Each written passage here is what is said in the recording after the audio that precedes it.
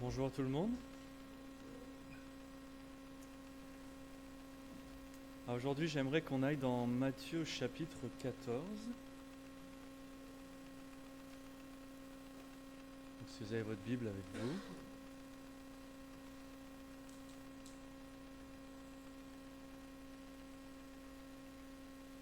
Je vais lire à partir du verset 22. Donc Matthieu chapitre 14 à partir du verset 22.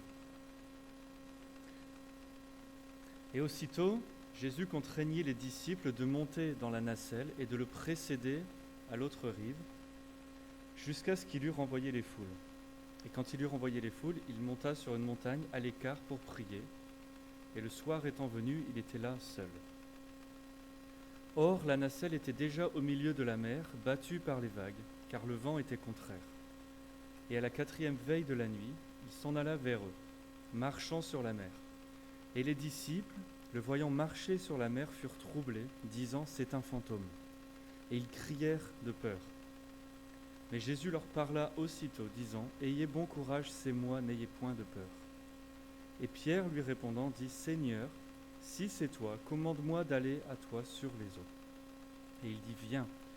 Et Pierre, étant descendu de la nacelle, marcha sur les eaux pour aller à Jésus. Et voyant que le vent était fort, il eut peur, et comme il commençait à s'enfoncer, il cria, disant « Seigneur, sauve-moi ». Et aussitôt, Jésus, tendant la main, le prit et lui dit « Homme de petite foi, pourquoi as-tu douté ?» Et quand ils furent montés dans la nacelle, le vent tomba, et ceux qui étaient dans la nacelle vinrent et lui rendirent hommage, disant « Véritablement, tu es le Fils de Dieu. » Prions ensemble. Seigneur, nous venons à ta parole parce que c'est comme ça que tu t'adresses à ton peuple et nous voulons entendre ce que tu as à nous dire. Nous croyons que tu pourvois pour chacun les mots qu'on a besoin d'entendre chaque jour. On te prie maintenant que ton esprit nous enseigne, nous permette d'écouter, de recevoir ce que tu as pour nous. Et on te remercie au nom de Jésus. Amen. Donc, comme on a dit avant et qu'on voit là, la vie en général, ce n'est pas le long fleuve tranquille. Surtout pas la vie du chrétien. C'est un voyage avec Dieu qui comporte plein de moments différents. Il y a des moments où ça va et il y a des moments où c'est un peu la panique. Et ça, il faut qu'on le sache. Et la parole de Dieu nous dit ça. La parole de Dieu n'a jamais dit, Jésus n'a jamais appelé les gens pour dire viens, ça va être tranquille tout le temps, tu seras bien, il n'y aura pas de soucis. Okay. La parole dit le contraire. Elle dit qu'il y aura des épreuves, qu'il y aura des moments de doute, des moments effrayants, où on ne sait pas ce qui se passe. Et comme on voit dans ce texte, ce qui est important, c'est de discerner comment est-ce qu'on réagit par défaut, qu'on sache ce que Jésus fait dans ces moments, et quel est le but de moments comme ça. Ici, on voit bien que Jésus a renvoyé les foules, il a envoyé intentionnellement les disciples sur la mer, sachant qu'il y aurait une tempête.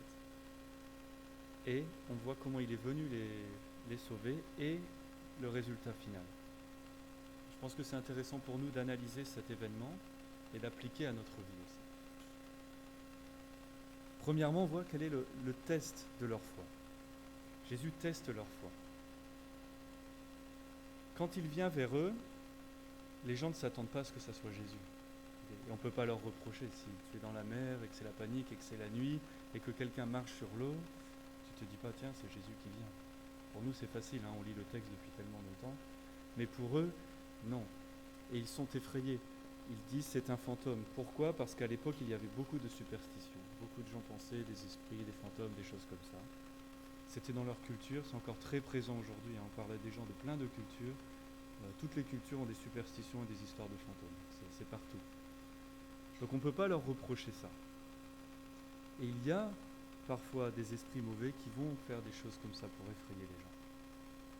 Et parfois je dis aux gens, on ne nie pas l'expérience qu'ils ont eue, mais la parole prévaut sur ton expérience.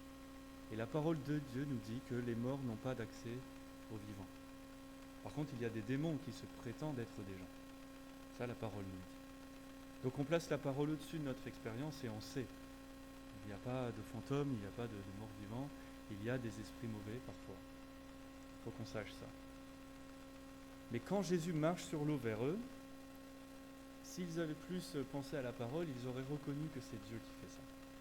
Parce que la parole de Dieu dit clairement, Job chapitre 9, que seul Dieu peut marcher sur les vagues de la mer. Que le psaume 77 nous dit que Dieu trace son chemin parmi les eaux qui sont agitées. Mais là, c'est la superstition qui a pris le pas. Et du coup, ils ont eu peur.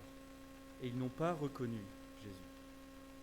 Une des raisons pour laquelle eux ou nous, on ne reconnaît pas Dieu dans les moments difficiles, c'est parce qu'on ne le connaît pas suffisamment. Et qu'on pense que ce n'est pas lui qui est dans une tempête. Et pourtant, c'était bien lui. Parfois, on ne comprend pas ce qui nous arrive et on ne le reçoit pas parce qu'on ne connaît pas suffisamment ce que Dieu fait par sa parole.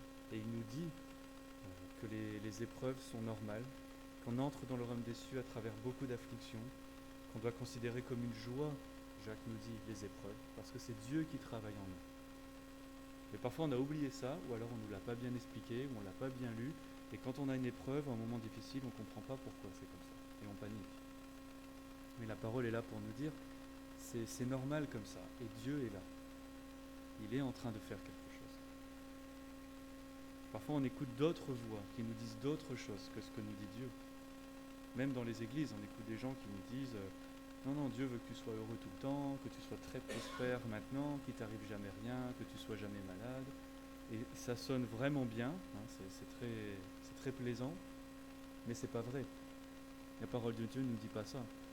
Pierre, dans son épître, chapitre 5, nous dit que la vie à laquelle nous sommes appelés, c'est de souffrir pour un peu de temps, c'est notre vie sur terre, en attendant l'éternité avec Dieu qui sera parfaite.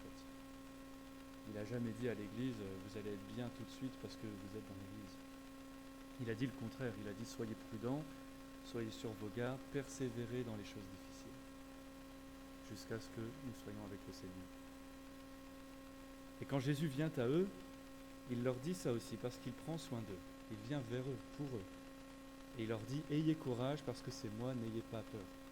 Il leur dit, vous n'avez pas de raison d'avoir peur si vous connaissez Dieu. Parce que même dans cette tempête, il est là et il vient vers eux. Et c'est ça qu'il fait ici. Il est en train de leur dire, avec sa voix de bon berger, qu'il est là pour prendre soin d'eux, que tout est sous contrôle, que rien n'échappe au contrôle de Dieu. Parfois, de notre point de vue, on dirait un peu, on dit, oh là là, c'est la panique, qu'est-ce qui s'est passé ? Mais non, ce n'est pas la panique pour Dieu. Dieu contrôle tout. Et si on comprend et qu'on connaît Dieu, même ce qui se passe autour de nous et on ne comprend rien et c'est chaotique, on sait que de son point de vue à lui, à Dieu, tout va bien. Et il contrôle toutes les choses. Et ça fait partie de notre foi et de ce que Dieu veut qu'on sache pour qu'on soit en paix tout le temps. Paul dit que Dieu donne la paix qui dépasse les compréhensions même dans les situations difficiles. Parce qu'on le connaît et qu'on sait qui il est et on sait ce qu'il fait. Et donc dans ce passage on voit Pierre. Et Pierre c'est vraiment un apôtre très intéressant à étudier. Parce qu'il nous ressemble beaucoup. Parce que Pierre il dit à haute voix ce que tous les autres pensent. Et Pierre il est comme nous. Et Pierre il est toujours le premier pour dire une bêtise. J'ai un ami pasteur qui dit que les journalistes ils auraient adoré Pierre. C'est sûrement vrai. Mais pour lui donner le crédit qu'il mérite, Pierre il est aussi le premier à mettre sa foi en action. Et quand tous les disciples ont peur et restent dans le bateau, il est le premier à dire « Jésus, si c'est toi, commande-moi de venir, moi je viens ». Ce qui est incroyable parce qu'il est quand même en train de dire à Jésus « Si c'est pas un fantôme là et que c'est vraiment toi et que tu me commandes d'aller marcher sur la mer déchaînée, c'est quand même pas rien », il dit « je vais le faire, juste parce que tu me le dis ». Et ça c'est un bel exemple de foi que Pierre nous donne. Est-ce que nous on prie comme ça ? De dire à Jésus, de dire à Dieu, peu importe ce que tu mets dans ma vie, je le reconnais comme ta volonté et je vais dedans et je te fais confiance. Je pense qu'on n'ose pas toujours prier comme ça. Et Pierre nous montre ça. Même avec sa foi qui est faible, et Jésus nous le rappelle juste après qu'elle est encore petite, il a quand même cette prière et il agit dessus. Il est sorti du bateau, montrant sa foi vers Christ, même petite. Il suit Christ par la foi. Et la foi, c'est ça. La foi, c'est Jésus qui nous appelle et qui nous dit « Viens me suivre », même si tu ne sais pas les détails de ce que vont comporter ton voyage avec Christ. Quand Jésus sauve les gens, quand il vous a sauvés, il ne vous a pas dit « Bon, viens et puis je vais te raconter tout ton futur, comme ça tu sais que c'est bien et tu peux venir ». Non, il dit « Viens, suis-moi » Et si tu lui fais confiance, eh ben, tu sais aucun détail, mais tu y vas quand même. Et c'est ce que les apôtres ont fait. C'est ce qu'Abraham a fait.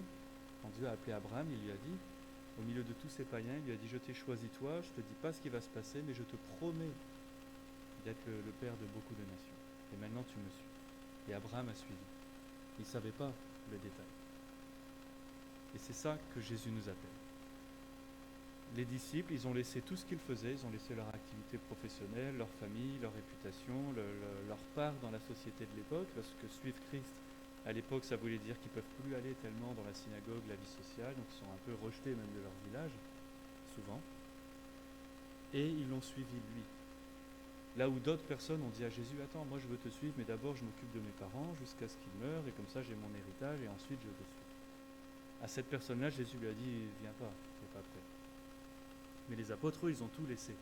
Ils sont venus sans plan B, parce que la foi, c'est de ne pas avoir un plan B. Sinon, ce n'est pas vraiment la foi. Si je te dis que je vais te nourrir ce soir et que tu viens avec ton sandwich, tu ne m'as pas fait confiance.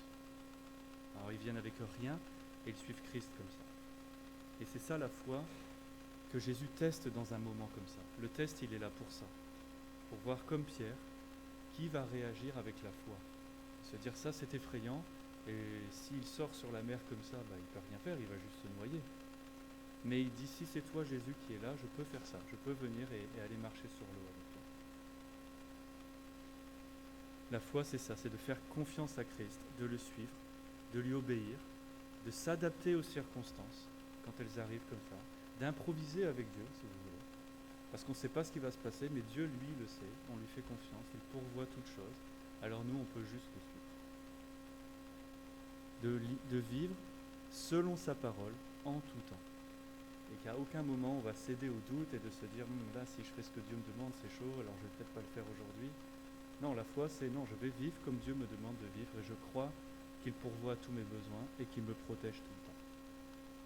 Je peux chercher son royaume en premier, il va me donner toutes les choses. Et parfois la vie c'est vraiment effrayant, c'est vraiment inquiétant, on passe par des situations qui sont là pour voir si on va douter ou s'accrocher à Dieu. Et c'est là le test de notre foi, c'est pas un accident, c'est pas un problème, Dieu ne nous a pas oubliés. Dieu teste notre foi pour la rendre plus grande. Et quand on teste les objets pour les rendre plus forts. Est-ce qu'on se rappelle dans ces moments-là que Jésus est plus puissant que toute chose, visible et invisible? Parce que c'est facile de dire on a toute la foi et on fait confiance à Jésus quand tout va bien. Mais quand on a des gros problèmes, est-ce qu'on a la même foi ou est-ce qu'on va vers une autre solution? Et c'est ça que Jésus veut faire avec nous dans ces moments-là. De nous révéler, de nous dire, tu vois, là, tu as encore un petit manque de foi, là, il faut que tu travailles ça. S'il n'y a pas le test, tu ne sais pas. Jésus met le test pour te le montrer et ensuite il t'aide avec ça. Et il te transforme, il travaille en toi. Mais avant de travailler quelque chose, il faut te dire qu'il y a un problème. Avant de réparer ta voiture, le garagiste, il te dit les pièces qui sont cassées. Et après, il les répare. Bon, c'est pareil ici. Et on a des moments de doute, et ces épreuves-là, elles révèlent qu'on a ces doutes en nous, mais on ne la savait peut-être pas. Et quand on est dans des moments difficiles, on a plein de questions qui nous viennent, vraiment de douter même ce que Dieu dit. Et c'est ça que l'ennemi fait. L'ennemi, il vient et il dit, regarde ta situation, est-ce que Dieu a vraiment dit ça? Est-ce que Dieu est vraiment comme ça? Parce qu'à cause de tes circonstances. Et c'est là où nous, on doit s'accrocher la parole de Dieu pour dire, oui, non, Dieu a dit ça. Et moi, je crois ce qu'il dit. On va avoir des pensées comme, est-ce que l'évangile, c'est vraiment sûr? Est-ce que c'est vraiment vrai? Est-ce que la croix, c'est vraiment suffisant? Parce qu'il y a plein de gens qui pensent que non, alors je ne sais plus quoi penser. Est-ce que Dieu est vraiment tout le temps avec moi, même quand c'est des situations difficiles? Est-ce que Dieu m'aime tout le temps, même quand j'ai péché? Est-ce que l'ennemi est vraiment vaincu? Parce qu'il y a des jours où il est vraiment énervé et il n'a pas l'air vaincu, mais la parole nous dit qu'il l'est. Il est vaincu. On en vient à douter ce que Dieu dit, et on parle à des gens qui traversent des choses ou qui ne sont pas encore totalement, qui ont entendu parler de Christ, mais qui ne sont pas sûrs. Parce qu'entre ce que Dieu dit et ce qu'ils voient, il y a une différence. Mais la foi, c'est pas ce qu'on voit. Moi, j'ai rencontré une personne à qui j'ai expliqué l'évangile, il m'a dit, ouais, c'est bien. Et après, il m'a dit, mais alors en fait, tu es en train de me dire, il m'a dit comme ça, il m'a dit, tu es en train de me dire que juste je fais confiance à Jésus, sa croix, sa résurrection, et ça y est, je suis pardonné mon péché. Et je vais au paradis. Et ça lui semblait incroyable, impossible. Je lui dis, bah oui, c'est ça qu'il faut que tu crois. Il m'a dit, mais c'est incroyable. Je lui dis, bah non, c'est difficile, mais c'est ça qu'il faut que tu crois. Et c'est juste ça. Et pour beaucoup de gens, c'est difficile à croire. Et ils pensent qu'il y a besoin d'autre chose. Et c'est pareil dans la difficulté, on sait que Dieu est là, Dieu promet toutes les choses, mais on ressent un besoin, peut-être j'ai besoin de quelque chose en plus. Et là, c'est plus la foi. Pierre, lui, il a placé sa foi ici. Il n'a pas dit à Jésus, Jésus, si tu veux, je vais apporter quelque chose. Non, il a dit, si c'est toi, j'y vais. Et il y est allé. Et il s'est vraiment reposé entièrement sur Christ. Il a agi sur la foi qu'il a reçue. Il a mis en pratique la foi qu'il a reçue. Quand les situations sont comme ça, on sait, et la parole nous dit constamment, beaucoup dans les psaumes, le psaume 69, que je vous encourage à lire plus tard dans la journée. Psaume 69, c'est comme ça, David dit, sa situation est horrible, tout va mal, mais pourtant, il crie vers Dieu, et il sait que s'il fait appel à Dieu, Dieu va lui répondre. Sinon, il ne ferait pas appel à Dieu, il ferait appel à autre chose. Et on sait que tous ceux qui font appel au Seigneur, il va leur répondre. À chaque moment qu'on prie vers Dieu, on sait qu'il écoute et qu'il va nous répondre. C'est pour ça qu'on fait appel à lui. Et quand Pierre commence à se noyer, parce que sa foi, elle n'est quand même pas si grande que ça, mais elle était suffisante pour aller vers Christ sur l'eau, mais quand même, il y a le vent, il y a la tempête, et puis bon voilà, c'est un humain, il est comme nous. Quand ça commence à être dramatique, qu'est-ce qu'il fait ? Il fait une chose. Il appelle Jésus et il dit « Seigneur, sauve-moi ». C'est tout ce qu'il fait. On ne nous dit pas il a essayé de retourner vers le bateau, il a tenté de faire quelque chose. Non, il a juste appelé Jésus. Quand vraiment là sa vie est en danger, il fait juste appel à Jésus par réflexe. C'est comme les enfants. Dès qu'ils ont un problème, ils crient papa ou maman et c'est tout. Et ils s'attendent qu'il y ait une solution. Et Jésus nous demande d'avoir la foi comme les enfants. On a un problème, on appelle Dieu. Et on sait que notre solution, elle est là. Ce qui nous mène vers notre deuxième point, qu'est-ce que fait Jésus dans cette situation ? Parce qu'il n'est pas passif. Il ne les a pas mis dans l'épreuve en disant « Allez, vas-y, débrouille-toi. Et moi, je vous attends de l'autre côté de la mer parce que je vous ai dit que je serai là-bas. » Et puis, il ne fait rien. Non. Jésus, il est venu vers eux, dans la tempête. Même s'il a dit « On se verra de l'autre côté », il vient vers eux. Et le texte nous dit qu'il a secouru Pierre immédiatement. Aussitôt, il l'a attrapé. Il n'a pas attendu. Il n'était pas trop loin. Il était exactement là. Il était juste en face de lui et il l'a secouru tout de suite. Dieu n'attend pas pour prendre soin de nous. Il ne nous laisse pas dans notre problème s'il n'y a pas une raison spéciale pour ça. Il est là pour nous sauver et il nous sauve au moment où on a besoin d'être sauvé. Et quand Pierre appelle à lui, même s'il commence à se noyer à cause de sa foi trop faible, au moment où il appelle Jésus, Jésus le sauve. Jésus ne l'a pas disputé, il ne l'a pas grondé, il ne l'a pas puni, il ne l'a pas abandonné dans l'eau en disant « Écoute, si c'est ça la foi que tu as, écoute, va dans l'eau. » Non, il l'a secouru tout de suite. Parce qu'il nous connaît, parce qu'il nous aime. Il n'est pas là pour nous dire « T'as vu, t'es faible », il est là pour nous dire « Tu es faible et moi je suis là pour toi. » Tout le temps. Il l'a sauvé, il l'a repris avec lui, il l'a remis dans le bateau avec les autres. Et il est allé avec lui dans le bateau. Et c'est ça qu'il fait pour tous les pécheurs qui reconnaissent leurs besoins de lui et qui font appel à lui. Il n'attend pas qu'on vienne à lui, Jésus il vient à nous. Il vient nous chercher dans les eaux et il nous en sort. Le salut, c'est pas Jésus qui dit « Bon, je suis là, je suis disponible pour ceux qui veulent venir ». Le salut, c'est Jésus qui vient nous chercher, qui vient nous sauver, qui nous emmène avec lui. C'est ça que nous dit la parole. Et que personne qui a placé sa foi en Christ ne sera jamais en danger de mort spirituelle, c'est-à-dire de perdre ton salut ou de finir dans l'enfer ou quelque chose. Si tu as placé ta foi en Christ, il va te préserver dans toutes choses. Et ça, c'est quelque chose qu'on doit garder en nous précieusement, c'est l'assurance de notre salut en Christ. Que si on a placé notre foi en Christ et qu'on vit avec lui, on sait qu'on ne craint rien. Et on le chante et on le lit dans le psaume, mais parfois on doute un peu ça dans notre vie pratique. Et on craint pour notre éternité. Et la parole nous dit tout le temps, si Christ t'a sauvé, s'il est mort pour toi, s'il a payé pour ton péché, tu n'as rien à craindre. Il ne va pas annuler ce qu'il a fait pour toi. Et il est toujours près de nous.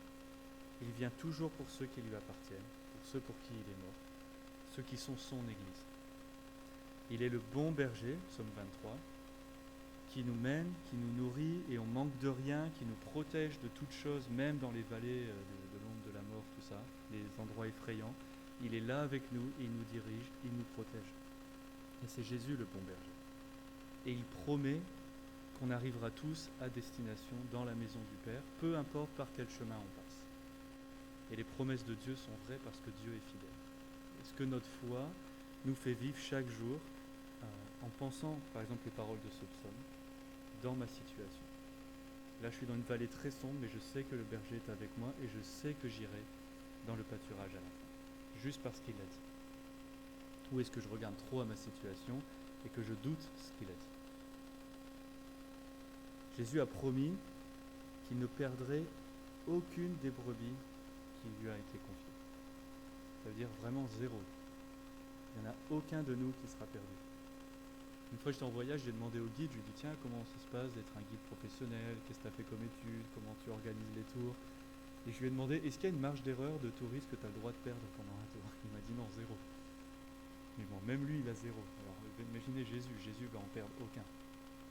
Il va mettre tous ceux qu'il a sauvés dans la maison de son Père, peu importe par où on est passé. Maintenant, notre foi, c'est est-ce qu'on croit ça vraiment? Et si on le croit vraiment, est-ce qu'on le met en action, comme Pierre, en lui faisant confiance dans le moment difficile, de continuer de faire ce qu'il nous commande, malgré la situation? Parce que c'est là où notre foi est éprouvée, là où elle est mise en action et qu'on la voit. Jacques chapitre 2 dit, si tu dis que tu as la foi, bon bah c'est très bien, mais où sont les œuvres de cette foi? C'est-à-dire comme Abraham, comment est-ce que tu obéis à Dieu, ce qui prouve à toi-même en premier que tu as reçu cette foi. Parce que quand Dieu te demande quelque chose, tu le fais parce que tu lui fais confiance. Jacques dit, c'est ça qu'il faut faire, c'est ça la foi. C'est comme ça qu'on la reconnaît. Parce qu'il y a beaucoup de gens qui disent, oui, j'ai la foi dans Dieu, mais en fait, ils ne font pas ce qu'il dit. Et quand un problème vient, ils vont vers quelque chose d'autre ou quelqu'un d'autre. Est-ce que nous vivons par la foi, juste pour servir Dieu, pour faire ce qu'il nous dit, en lui faisant confiance pour toute chose, dans toute situation? Alors la réponse, si on est honnête, c'est non, pas tout le temps. Mais c'est ça qu'on veut faire. C'est ça dans quoi on veut grandir. Que notre foi grandisse pour être de plus en plus comme ça, dans toute situation. Et rendre témoignage à tous de qui Dieu est, à cause de comment notre foi sera démontrée. Beaucoup de gens vont nous dire, et l'ennemi va venir nous dire, est-ce que Dieu est vraiment là? Est-ce que c'est vraiment vrai ce qu'il dit? On dirait que tu es tout seul maintenant. Et nous, on doit lui répondre comme Jésus, avec la parole. Non, parce que Dieu a dit qu'il était avec moi, que Dieu nous aime tout le temps, qu'il ne revient pas sur ses promesses. Alors c'est ça que je crois. Et je ne veux pas écouter les mensonges, et je ne veux pas regarder les circonstances trop longtemps. La parole nous dit, ne fais pas confiance à ce que tu vois, parce que c'est trompeur, mais de faire confiance à ce que Dieu dit dans sa parole. Et c'est ça qu'on est appelé à faire. Si on fait ça, on est en paix, on est bien, on garde les yeux fixés sur lui, on traverse les épreuves. Si on regarde autour, on commence à douter et on s'enfonce dans l'eau. Paul dit que si tu veux conduire bien, tu dois garder tes yeux fixés sur la ligne d'arrivée. Si tu regardes sur les côtés, tu ne vas pas courir très bien. Tu vas être distrait, tu vas être inquiet. Il faut rester concentré sur Jésus et sur ce qu'il dit, dans toutes les circonstances, sachant qu'il est toujours avec nous et qu'il est toujours au contrôle de toutes les choses. Romains 8, 28, il fait concourir, c'est actif, il fait concourir toutes les choses, bonnes, mauvaises, claires, pas claires, pour le bien de ceux qu'il aime. Si on croit ça, alors on le met en pratique et on le suit, on lui obéit dans toutes les circonstances. Dans Hébreux chapitre 13, verset 5, il dit, lui-même a dit, je ne vous laisserai jamais, je ne vous abandonnerai jamais. Est-ce qu'on croit ça même dans les tempêtes? Est-ce qu'on le met en pratique? Ici, il a dit aux disciples, vous allez là-bas, je vous promets que je vous rencontrerai après. Donc quand ils pensent qu'ils vont mourir, il y a un problème, parce que Jésus a dit, je vous vois de l'autre côté, donc c'est que tu ne vas pas mourir. Et il a fait exprès de les envoyer avec une promesse. Et nous aussi, il nous dit, viens, suis-moi, et voilà toutes les promesses qui sont pour nous. Et il n'y en a aucune qui sera annulée. Et on sera avec lui pour l'éternité. C'est les choses qu'il faut qu'on se rappelle dans les moments difficiles. Et alors à quoi ça sert tout ça? On regarde la fin de notre passage, verset 33. Jésus monte avec eux dans le bateau, il calme la mer. Donc maintenant ça va, on est bien. Quelle a été la réponse des disciples? À cause de cet événement, ils ont vraiment reconnu qui est Christ. Parce qu'avant, ils le savaient, mais je pense que c'était comme ces choses qu'on sait intellectuellement, mais Dieu va quand même nous mettre un test pour qu'on le vive. Et que ce ne soit pas juste une vérité dans notre tête, que ce soit quelque chose qu'on a vécu, qu'on a expérimenté, qui est vraiment vrai pour nous. Une fois, une personne avait dit, je crois que c'était Charles Spurgeon, ils lui ont dit, ce que tu nous prêches là, tu l'as lu ou tu l'as vécu vraiment? Il lui a dit, non, je l'ai vécu en le regardant droit dans les yeux. La personne s'est rassurée en disant, ok. Il a vu dans son regard qu'il a vraiment vécu ces choses-là avec Dieu, que ce n'est pas juste des connaissances. Ici, c'est la même chose. Les disciples ont suivi Christ parce qu'ils ont reconnu qu'il est le Messie, mais après cet événement, ils ont vraiment reconnu qui il est. Et ils disent, véritablement, tu es le Fils de Dieu. Ça les a menés à reconnaître que Jésus est Dieu. Qu'ils ne peuvent plus douter de ça, parce qu'ils ont vécu ça. Ils ont été dans les problèmes et ils ont vu comment Jésus est venu les sauver. Maintenant, si quelqu'un vient leur dire « Oui, je ne suis pas très sûr de ce qui est écrit », ils vont lui dire « Tu devrais, parce que nous, on l'a vécu, ça a confirmé tout ça. On a vu vraiment sa puissance dans nos vies. » Ils ont reconnu qui Jésus est. Et d'ailleurs, vous remarquerez dans le texte qu'ils ne sont pas sûrs que c'est Jésus, que c'est un fantôme, qu'on ne sait pas trop qui c'est. Mais quand Jésus parle, c'est là qu'ils l'ont reconnu. Dès qu'il leur a parlé et qu'il leur a dit « Prenez courage », ils ont reconnu sa voix. C'est-à-dire qu'ils ont reconnu Christ, pas tellement dans ce qui se passe au début, mais dans ce qu'il dit. Nous, on reconnaît Dieu dans sa parole, c'est lui qui nous parle. Ils ont reconnu la voix du berger. Ils connaissent sa voix. Quand il a parlé, ils ont reconnu que c'est lui. Ils ont vu d'autres miracles, mais là, ils ont vu Dieu au milieu de la tempête, au contrôle de la création, et qui leur parle avec puissance. Et quand il leur parle, c'est pas comme une autre personne leur parle. Et il confesse qu'il est le Fils de Dieu, verset 33 encore. C'est-à-dire qu'il existait avant toute chose, il n'a pas été créé, c'est lui qui a créé toutes les choses. C'est lui que toutes les Écritures annoncent, c'est lui qui est venu pour les sauver. Ils reconnaissent à ce moment-là et ils le confessent verbalement. Cette épreuve était là pour les mener à vraiment connaître qui Dieu est et à le confesser verbalement, à proclamer qui il est. Jésus les a menés à une plus grande louange. Quand Dieu nous fait passer dans des épreuves, c'est pour ça. À la fin de l'épreuve, notre louange est beaucoup plus grande qu'elle était au début. Et vous pouvez penser à des épreuves que vous avez déjà traversées et regardez à la fin comment votre louange était beaucoup plus grande, que votre connaissance de Dieu était plus grande, que votre relation à Dieu était plus proche. Parce que dans cette épreuve, Dieu vous a rapproché un peu plus à chaque fois. Et c'est ça qu'il fait. Il est là pour nous sauver. Il est là pour que nous reconnaissions qui il est, pour qu'on le loue davantage. On va passer l'éternité à louer Dieu. Et Dieu nous y prépare déjà. Et donc à la fin, il le loue dans le bateau, c'est-à-dire qu'il déclare ses louanges. Il l'adore pour qui il est. Et ça confirme qu'il est vraiment le Fils de Dieu. Parce que dans les Écritures, à chaque fois que les gens sont tentés d'adorer des anges ou des apôtres ou quoi que ce soit, tout de suite ils leur disent « Attends, arrête tout de suite, tu ne peux pas faire ça. » Parce qu'on adore Dieu seul. Mais quand les gens adorent Jésus, ils les laissent faire. Parce qu'il est Dieu. S'il n'était pas Dieu, il ne les laisserait pas faire ça. Mais il les laisse faire parce qu'il est Dieu. Et quand ils adorent Dieu à travers Jésus, eh c'est la bonne chose à faire. Et là, c'était vraiment le but de ça, de les mener à cette louange à la fin. Et ils l'ont adoré pour qui il est, parce qu'il a la puissance de Dieu. Il est Dieu. Il contrôle sa création. Il a montré toute cette puissance dans ce court moment. Il accomplit toutes les choses, tous ces passages des Écritures qui parlent de la mer déchaînée, qui représente le chaos, les choses qu'on ne contrôle pas. Jésus vient, il marche dessus, il parle et tout est calme.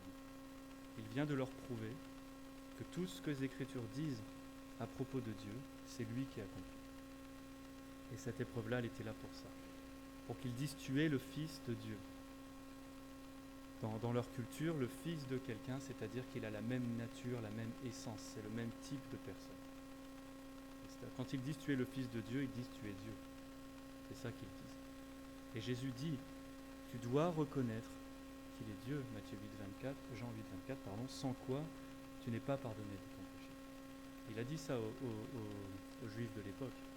Si vous ne reconnaissez pas qu'il est Dieu, vous mourrez dans votre péché parce que tu es sauvé, pardonné de ton péché quand tu reconnais que Jésus est Dieu, que Jésus est Seigneur.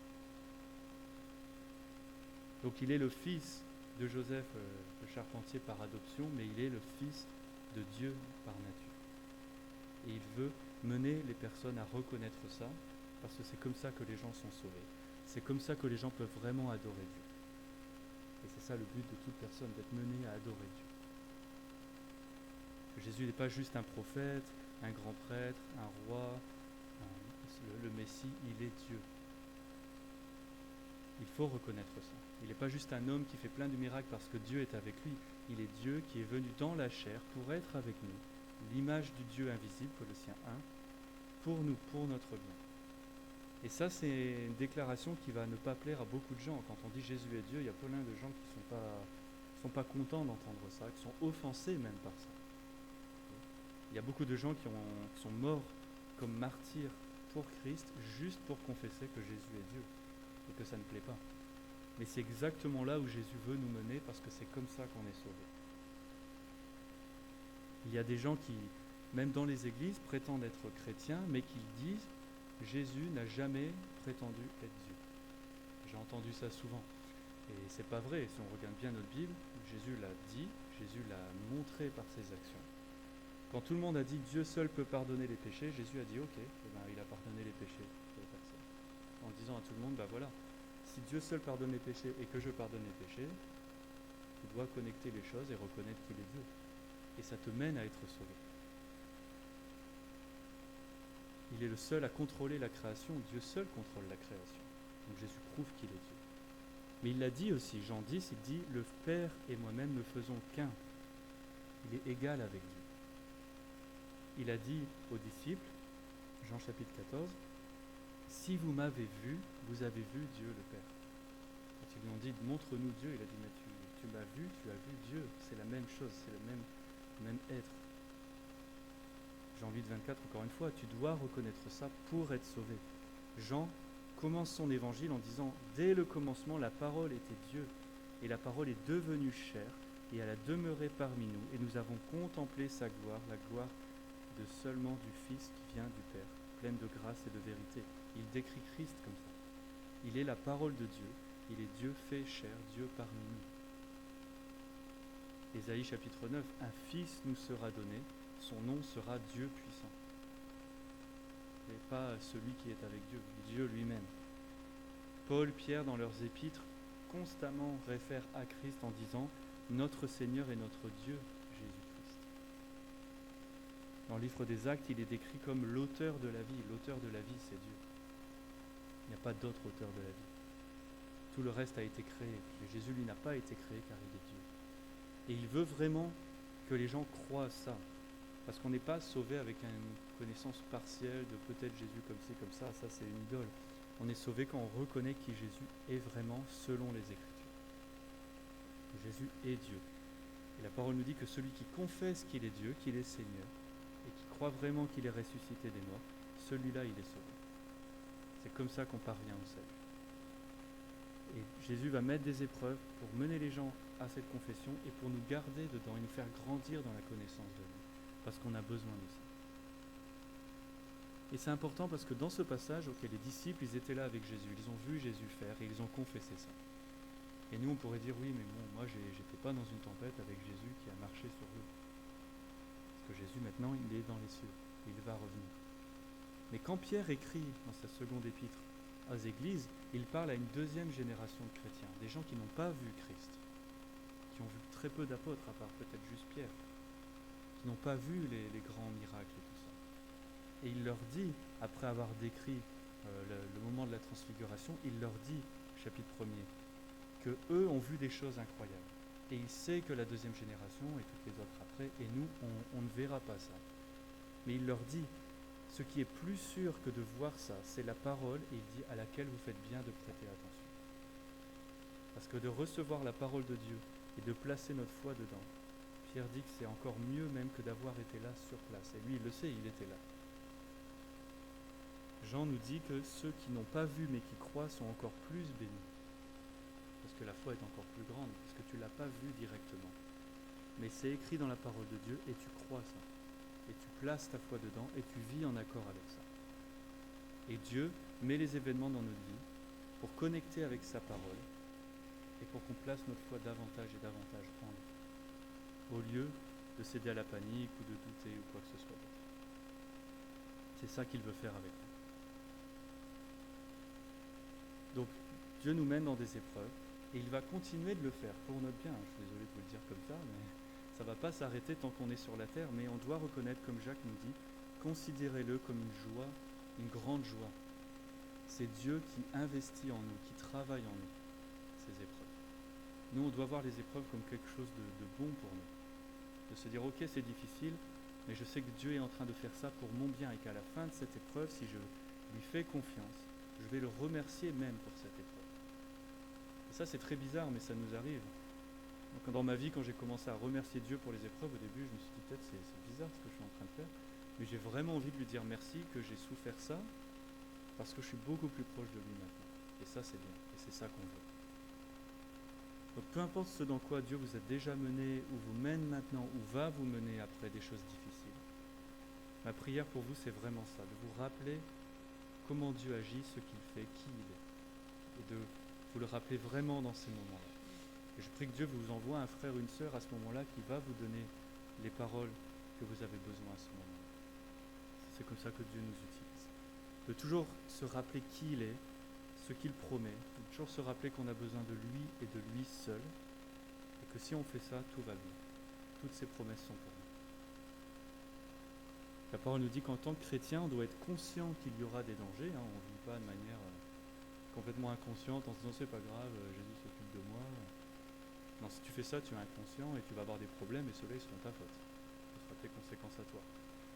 La parole nous dit sois prudent tout le temps, veille tout le temps, l'ennemi qui rôde autour de toi comme un lion tout le temps, sois prudent. Protège-toi, protégez-vous les uns les autres. Préparez-vous à affronter des épreuves parce que Dieu a ordonné et préparé des épreuves pour nous dans notre vie. Mais dans tout ça, de ne jamais céder à la peur, mais de lui faire confiance. Jésus a dit, n'ayez point de peur, prenez courage. Et que c'est ça notre vie maintenant, ce qu'on doit faire. Et de se rappeler, encore une fois, le psaume 23, verset 4, qui nous dit, peu importe dans quoi on marche, des choses effrayantes, il est avec nous tout le temps. Il est tout le temps là pour nous sauver, tout le temps là pour nous préserver, nous protéger. Il est notre sauveur tout le temps, pas juste une fois. Il est tout le temps là pour nous sauver, pour nous secourir, pour nous protéger. Toujours venir vers ceux qui l'appellent. Et tout ce qu'on a à faire, c'est de ne pas céder à la peur, mais de faire appel à lui par la foi. Amen. Seigneur, on te remercie pour ta parole. On te remercie parce que chaque mot qui est dans ce livre est vrai et vient de toi. Et que nous l'avons en tout temps près de nous. Et on te demande pardon pour toutes les fois où on n'a pas été consulter ta parole. On n'a pas écouté ta voix et notre situation était encore pire. On te remercie que tu es là tout le temps pour nous parler. Pour nous dire qui tu es, ce que tu fais, que nous sommes à toi, que nous sommes avec toi. Et je te prie pour chaque personne ici et aussi pour ceux qui n'ont pas pu se joindre à nous aujourd'hui. Peu importe ce qu'on traverse, et on traverse tous des choses, qu'on soit constamment rappelé que tu es avec nous, que tu contrôles toutes choses, que tu ne permets que les choses qui sont pour notre bien et pour ta gloire. Que tu es un Dieu bon, que tu nous aimes, que rien n'est gratuit, que rien n'est un manque de contrôle, que tout est voulu, tout a un but. Et on croit vraiment que quand on sera avec toi dans les cieux, on verra toute notre vie, on te remerciera pour tous les moments, même ceux difficiles, même ceux qu'on n'a pas bien compris, même ceux de souffrance. On te loue à l'avance.